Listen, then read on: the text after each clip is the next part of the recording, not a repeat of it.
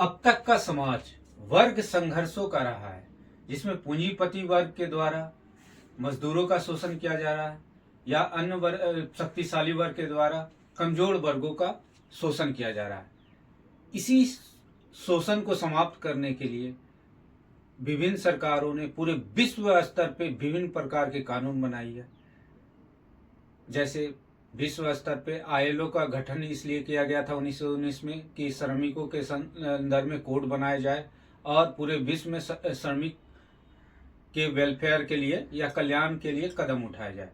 भारत में भी 1920 के दशक के बाद ऐसे अनेक कानून बने, जैसे श्रम संघ कानून 1926 में, मजदूरी भुगतान अधिनियम 1936 में, औद्योगिक विवाद अधिनियम 1947 में, न्यूनतम मजदूरी भुगतान अधिनियम 1948 में, कारखाना अधिनियम 1948 में। ऐसे अनेक कानून बने और स्वतंत्रता के बाद भी भारत में यह प्रक्रिया जारी रही।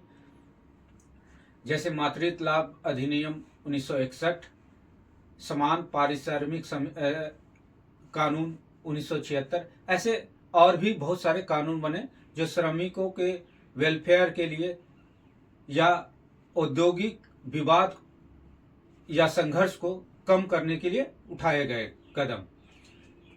वर्तमान में यह आवश्यकता आन पड़ी कि सरकार को यह महसूस हुई कि हमारे पास जो प्रचलित श्रमिकों के संदर्भ में या औद्योगिक संबंधों के संदर्भ में कानून जो है समय के साथ वो पुराने हो गए हैं, उनमें बदलाव आना चाहिए। इसी को देखते हुए हाल ही में 21 नवंबर को श्रम सुधार संहिता पूरे देश में लागू कर दिया गया। आज हम अपने टॉपिक में इसी विषय पे चर्चा करेंगे कि श्रम सुधार संहिता में क्या नया आया है और इसमें क्या बदलाव आए हैं, महिलाओं को सशक्त और बेहतर करने के लिए इसमें क्या कदम उठाए गए हैं, इससे क्या स्मॉल इंडस्ट्री पे क्या प्रभाव पड़ेगा, इन सब मुद्दों पे चर्चा करेंगे। आज हम अपने टॉपिक श्रम सुधार संहिता। इससे पहले आप सभी का हमारे चैनल @UniVikas में स्वागत है। चलिए चर्चा आरंभ करते हैं। सबसे पहले देखें तो श्रम सुधार संहिता 2025 को 21 नवंबर पूरे देश में लागू हो गया। इसमें 29 प्रचलित कानून को एक कोड के रूप में इसे शामिल कर दिया गया। कोड इसलिए बोलते हैं, कानून के जगह कोड क्या होता है, एक कानूनों का संग्रह होता है, इसीलिए इसे संहिता या कोड नाम दिया गया है। 29 कानून को 4 सेक्शन में बांट दिया गया और इसे कोडिफाई कर दिया गया। पहला वेतन संहिता, जो 2019 के नाम से जाना जाता है। दूसरा जो है औद्योगिक संबंध संहिता,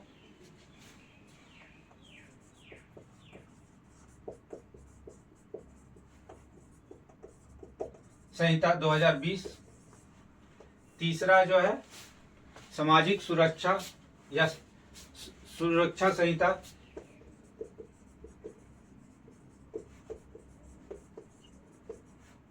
संहिता 2020। और एक और है जिसे हम लोग जानते हैं व्यावसायिक सुरक्षा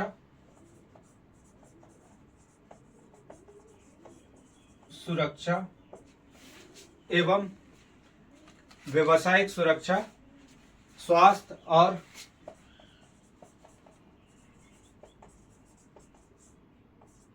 कार्य स्थिति संहिता 2020। इन 4 प्रकार के कानूनों में, इन 4 प्रकार की संहिता में इस कानून को 29 कानूनों को तोड़ दिया गया और इसे इसलिए लाया गया क्योंकि इससे कानून का जो ओवरलैप होता था, एक कानून के तहत कुछ अलग प्रावधान थे मुआवजा के लिए, दूसरे कानून के तहत कुछ अलग प्रावधान थे। इस ओवरलैप या एक दूसरे पे अतिव्याप्ति को समाप्त करने के लिए और कानून की प्रक्रिया को सरल बनाने के उद्देश्य से यह संहिता को लाया गया। आज अब हम लोग देखेंगे हर संहिता का अलग अलग क्या विशेषता है और पहले और अब में क्या अंतर है। पहला संहिता वेतन संहिता 2019। इसके अंतर्गत क्या किया गया है? पहले 4 प्रकार के वेतन भुगतान से रिलेटेड कानून थे, जैसे न्यूनतम मजदूरी अधिनियम 1948, मजदूरी अधिनियम 1948। उसके बाद था मजदूरी भुगतान अधिनियम 1936, मजदूरी भुगतान। इसके बाद था बोनस भुगतान अधिनियम 1965। उसके बाद समान पारिश्रमिक अधिनियम 1976। अब ये केवल वेतन से संबंधित सुरक्षा या बोनस से रिलेटेड सारे वेतन से रिलेटेड कानून थे जो 4 प्रकार के थे।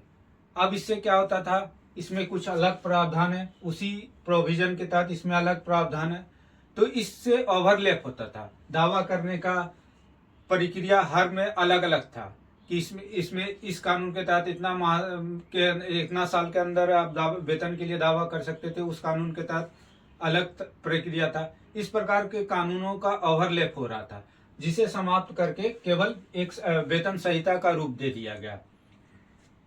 अब जैसे मजदूरी भुगतान अधिनियम के तहत मजदूरी आप उसी मुद्रा में दे सकते हैं या जो प्रचलित है, जो भारत सरकार के द्वारा रिकमेंडेड है।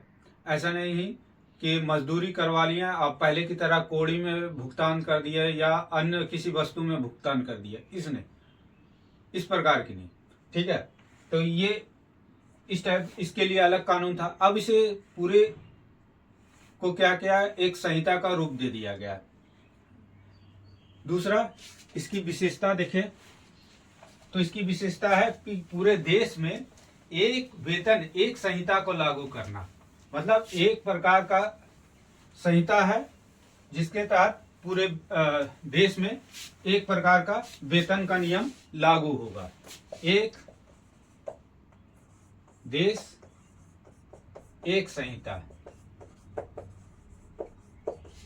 उसके बाद इसके अंतर्गत क्या किया गया है, अब वेतन भुगतान के प्रक्रिया में ट्रांसजेंडर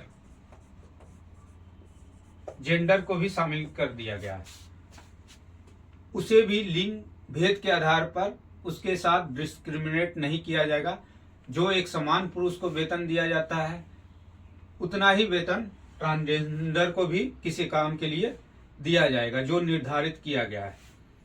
तीसरा देखें तो इसके सलाहकार बोर्ड में वेतन के नियम बनाते समय कोई सलाहकार बोर्ड का अगर गठन किया जाता है, उसमें 1/3 जो है महिला सदस्य होना अनिवार्य कर दिया गया है। ये तो इसकी विशेषता रही है।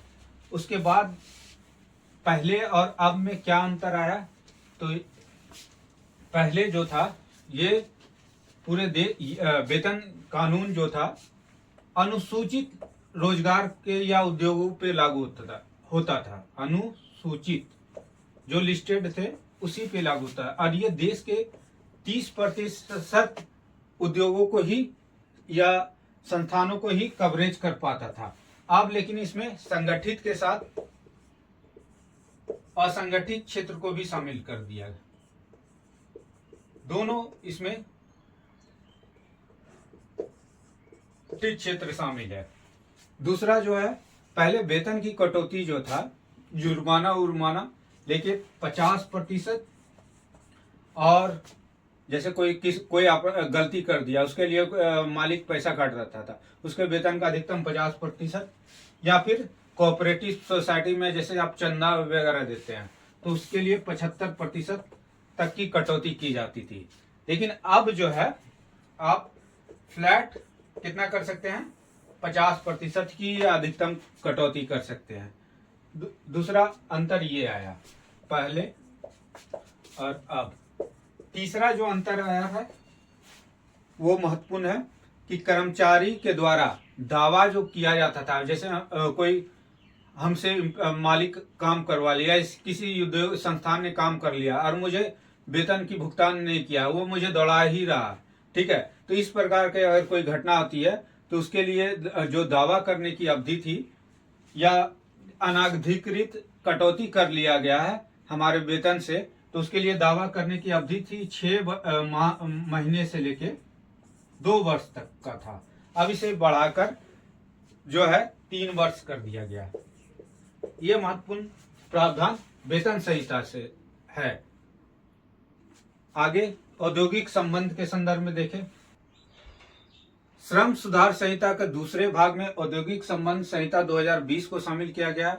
इसका उद्देश्य है कर्मचारी और नियोक्ता के बीच या पूंजीपति वर्ग और मजदूर वर्ग के बीच संबंध को बेहतर बनाना, ताकि कार्य सहजता और सरलतापूर्व किया जा सके और साथ ही कर्मचारियों पे या श्रमिकों पे इतना नियमों का दबाव ना डाला जाए ताकि वो कार्य के नियम के बोझिल तले दब जाए और कार्य जो है बाधित होना आरंभ हो जाए।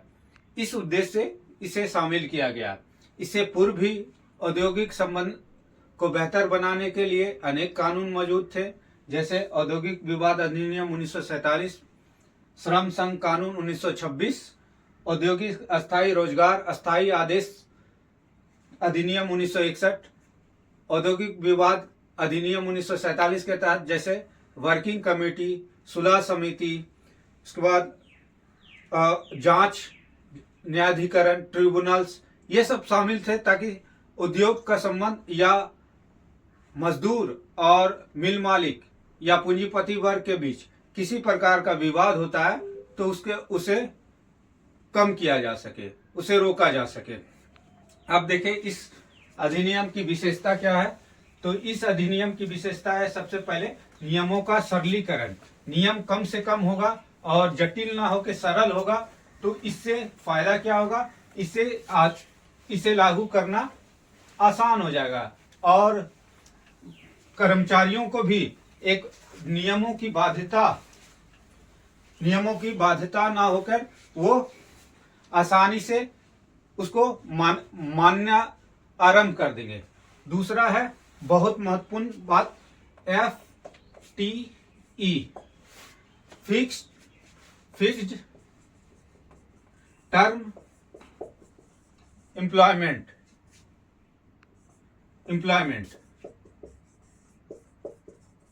ये काफी इंपॉर्टेंट है। फिक्स टर्म एम्प्लॉयमेंट क्या है, अभी जो रोजगार की प्रक्रिया क्या कर रही है कंपनियां वगैरह, फुल टाइम किसी कर्मचारी को ना रख के उसको एक निश्चित अवधि के लिए वो रोजगार पे नियुक्त करती है, ठीक है। जैसे मान लीजिए पहले होता था अस्थायी कर्मचारी, जो जब तक कंपनी है 60 साल तक कैटेरिया है तो उसमें आप अस्थायी रूप से काम कर सकते हैं। लेकिन आप क्या करती है कंपनी, 1-2 वर्ष या जो कोई प्रोजेक्ट है उसके लिए आपको नियुक्त की, उसके बाद आपको हटा दिया गया, ठीक है। इस टाइप से जॉब का प्रचलन चल रहा। तो ऐसी अवस्था में जो अस्थायी कर्मचारी को जो भी सुरक्षा मुहैया करवाया जाएगा, जो भी फैसिलिटी दी जाएगी, उसे ये फिक्स टर्म एम्प्लॉयमेंट वाले व्यक्तियों को भी ये मुहैया करवाया जाएगा। अब एक और देखें, पहले और अब में क्या औद्योगिक संबंधों में डिफरेंस आया है। पहले जो था नियमों की संख्या काफी अधिक थी, अब ये काफी कम हो गया।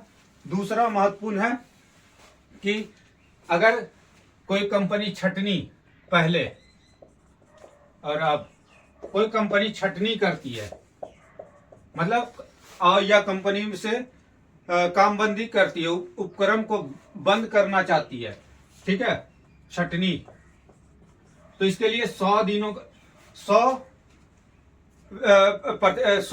इसके लिए 100 व्यक्तियों का होना जरूरी था, मतलब नियम उन्हीं पर होगा जहां पर 100 लोग काम कर रहे हैं। सीमा था 100।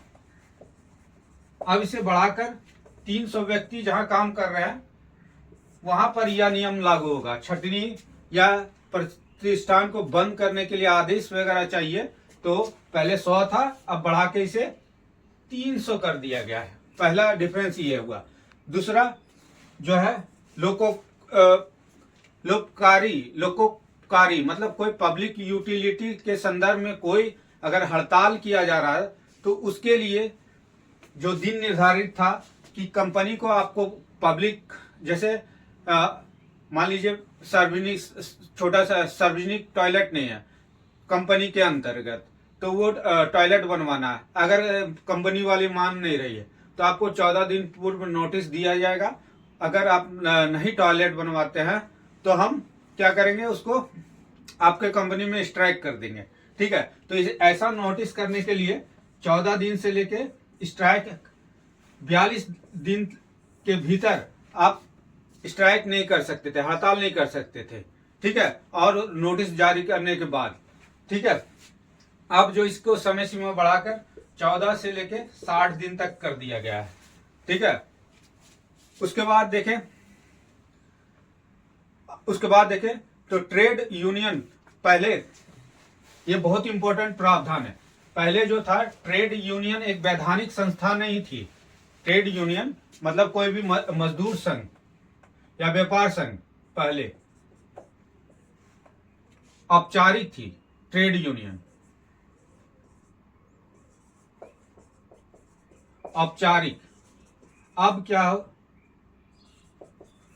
हो गया, ये क्या हो गया, ये कानूनी बाध्यता, उसे मान्यता दिया जाएगा ट्रेड यूनियंस को।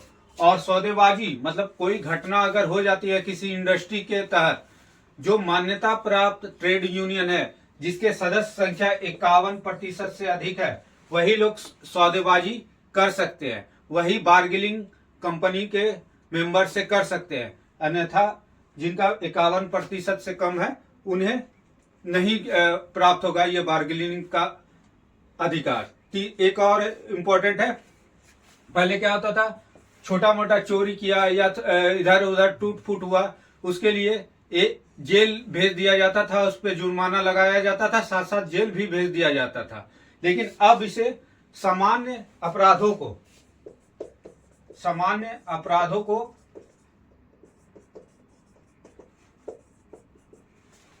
क्या बना दिया गया, सरलीकरण किया गया, ये कारावास से मुक्त कर दिया गया। मतलब उसे दंड के रूप में कारावास की सजा नहीं होगी, उसे अब मामूली जुर्माना देके उसे छोड़ दिया जाएगा।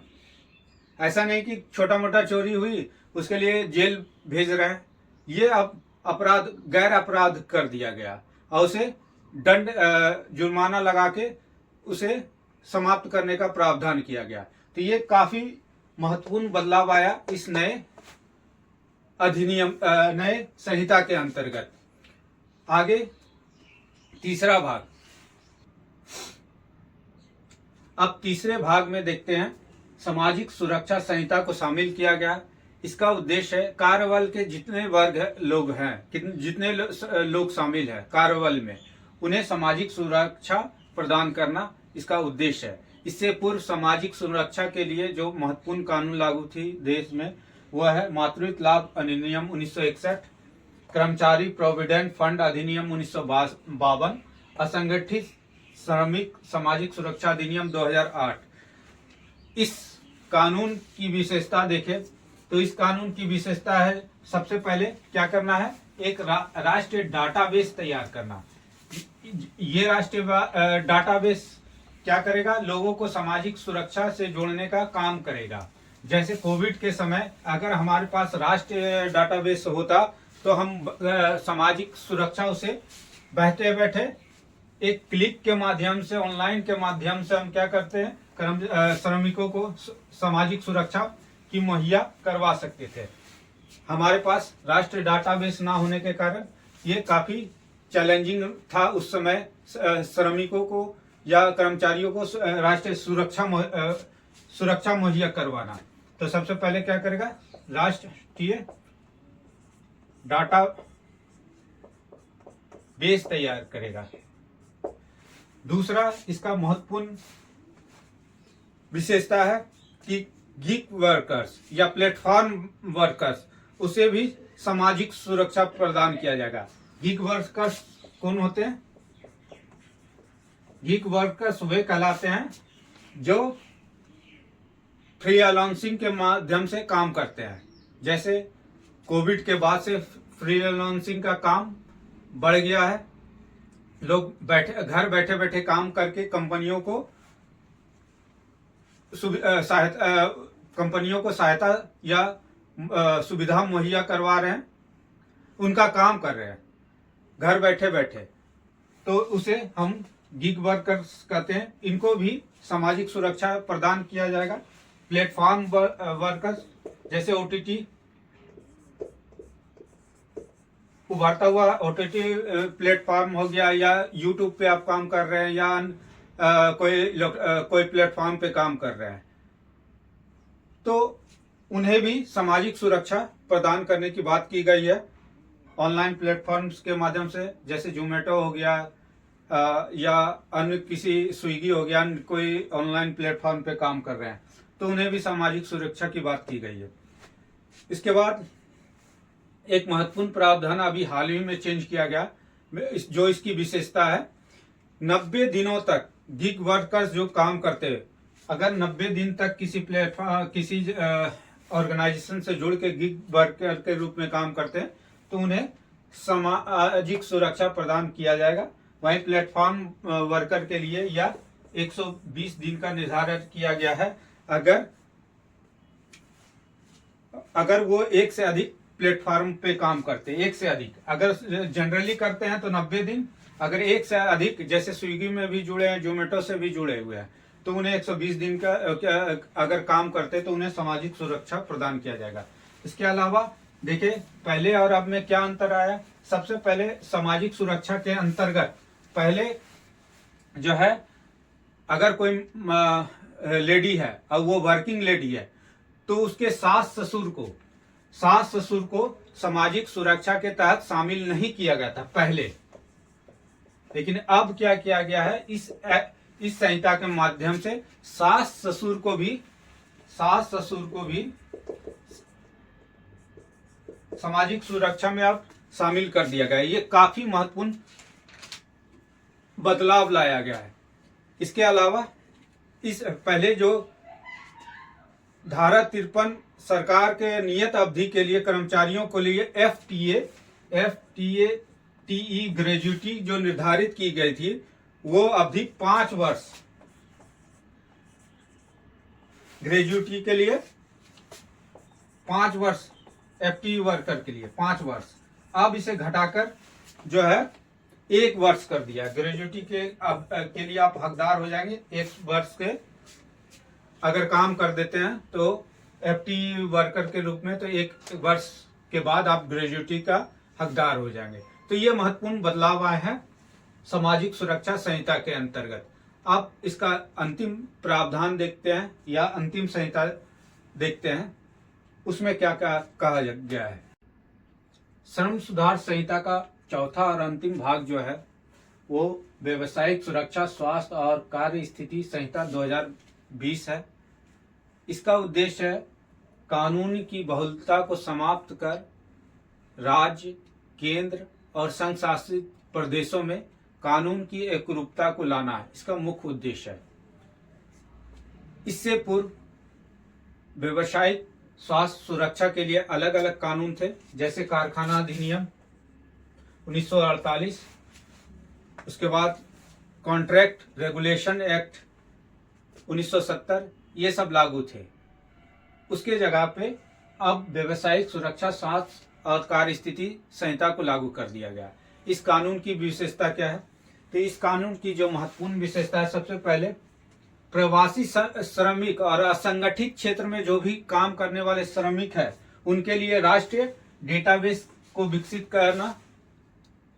दूसरा, श्रमजीवी पत्रकार जो है, उसकी परिभाषा को बढ़ाया गया। इसके अंतर्गत इलेक्ट्रॉनिक मीडिया को भी शामिल किया गया। टीवी, रेडियो, प्रिंट मीडिया के अलावा इलेक्ट्रॉनिक मीडिया, टीवी, रेडियो में पर काम करने वाले उनको भी इसमें शामिल कर दिया गया। फिर संविदा, कॉन्ट्रैक्ट कर्मचारी जो श्रमिक है उनको स्वास्थ्य और सुरक्षा मुहैया का भी प्रावधान किया गया है। ये इंपॉर्टेंट है। इसके अलावा जो है एक महत्वपूर्ण प्रावधान है कि ISMW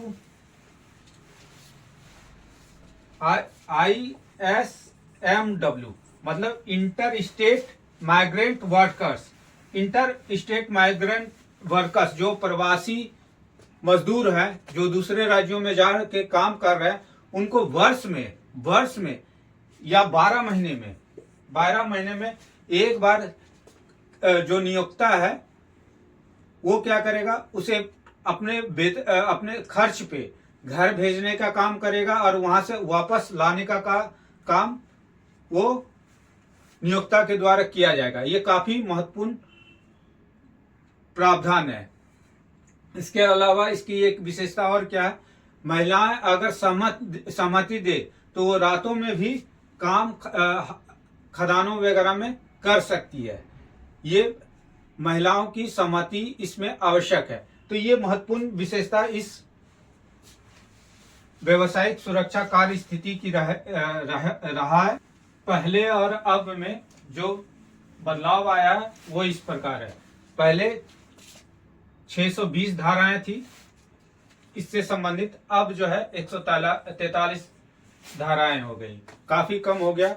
दूसरा महत्वपूर्ण बदलाव देखें तो सवैतनिक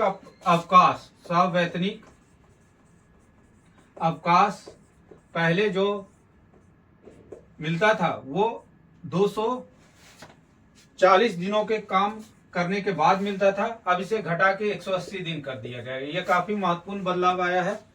उसके बाद कारखाना में कोई भी चीज का निरीक्षक पहले इंस्पेक्टर की नियुक्ति की जाती थी, अब जो है इसके जगह इंस्पेक्टर कम सर्विस प्रोवाइडर की नियुक्ति की जाएगी। इंस्पेक्टर कम सर्विस प्रोवाइडर की नियुक्ति की जाएगी। ये इसकी निरीक्षण करेगा। और श्रमिक भी चाहे तो वो शिकायत कर सकते हैं अगर कार्य स्थिति में कुछ गड़बड़ी हो तो वो भी कर सकते हैं। ये इसकी खासियत रही है। आलोचना देखें तो सबसे पहले औद्योगिक संबंध संहिता में छटनी के लिए जो कानून था वो 100 मजदूरों या 100 वर्कर जहां नियुक्त नहीं है उनके लिए सरकार से अनुमति लेना अनिवार्य नहीं था। अब इसे बढ़ाकर 300 कर दिया गया। तो 300 कर दिया गया तो 299 श्रमिक पे कभी भी गाज गिर सकता था छटनी के लिए। तो ये काफी इस आधार पे इसकी आलोचना की जा रही है। दूसरा महत्वपूर्ण बात है FTE वर्कर जो है के आने से इसे अस्थायी कर्मचारियों की संख्या में कटौती होगी। अब कंपनियां क्या करेगी, फिक्स्ड अवधि के लिए किसी को नियुक्त करेगी और फिर उसे हटाने का काम करेगी और इससे अस्थायी रोजगार वाले लोगों की संख्या में कमी आएगी। इस आधार पे भी आलोचना की जा रही है। तीसरा महत्वपूर्ण आलोचना है कि 14 दिनों का जो हड़ताल का प्रावधान के लिए पूर्व नोटिस करना अनिवार्य है। इससे क्या हुआ कि मजदूरों के अधिकारों को यह सीमित करती है। इस प्रकार इसकी आलोचना निम्न इस प्रकार से की जाती है। चुनौतियां, सबसे पहला चुनौती यह उभर कर आएगी कि यह श्रम जो है श्रम समवर्ती सूची का विषय है। समवर्ती सूची विषय होने के कारण प्रशासनिक स्तर पर इसे लागू करना थोड़ा कठिन होगा, क्योंकि केंद्र में अलग सरकार होगी, राज्य में अलग सरकार, विभिन्न राज्यों में। तो इसके आधार पे इसे लागू करने में प्रशासनिक चुनौतियां या जटिलताएं लागू होगी। दूसरा है कि हड़ताल के पूर्व 14 दिन का नोटिस जो दिया जाना अनिवार्य है, इससे श्रमिकों की स्वतंत्रता बाधित होगी। और तीसरा महत्वपूर्ण बिंदु है कि एमएसएमई के द्वारा लगाना इसे चुनौतीपूर्ण होगा, क्योंकि बड़े ऑर्गेनाइजेशन उनके पास वित्त या पैसे की कमी नहीं होती, वो आसानी से इसे लागू कर देंगे। लेकिन छोटे स्तर पे जो इंडस्ट्री है उन्हें लागू करना इसे काफी चैलेंजिंग होगा। तो ये सब चुनौतियां इस श्रम संहिता सुधार के संदर्भ में देखी गई है। आशा है कि समय समय पर इसमें संशोधित किया जाए उभरते चुनौतियों के अनुसार, और इसे बेहतर तरीके से बनाने का या लागू करने का काम किया जाए, ताकि श्रमिकों को भी इससे नुकसान ना हो और पूंजीपति वर्ग को भी इससे नुकसान ना हो। दोनों के बीच कोऑर्डिनेशन का काम किया जाए, एक पक्षीय ना हो। इन सब आशाओं के साथ आज हम अपने वीडियो को यहीं विराम देते हैं। आने वाले वीडियो में फिर से एक नए टॉपिक के साथ उपस्थित होंगे। तब तक के लिए धन्यवाद।